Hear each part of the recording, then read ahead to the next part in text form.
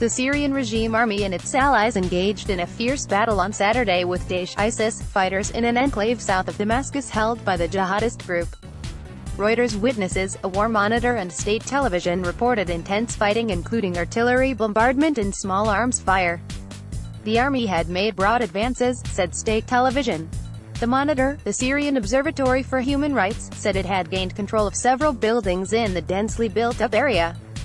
Footage on state TV showed tanks rolling across an open area of fields to the edge of the enclave, which includes parts of Al-Qadam district, Al-Hajar el-Aswad and the Yarmouk Palestinian refugee camp. It showed uniformed soldiers moving through battered streets with dense clouds of black smoke overhead, while the whiz and crash of artillery fire, the rattle of small arms fire and deep echoing blasts could all be heard. Syrian President Bashar Assad this month defeated rebels in their biggest stronghold near Damascus in eastern Ghouta, and has since then focused on ending resistance in several smaller pockets near the Syrian capital.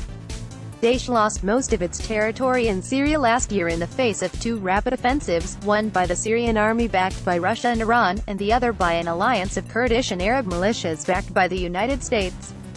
It has held on to some areas of desert in eastern Syria, as well as to the pocket in South Damascus and one other area by the borders with Jordan and Israel, which is held by a group that has pledged allegiance to it.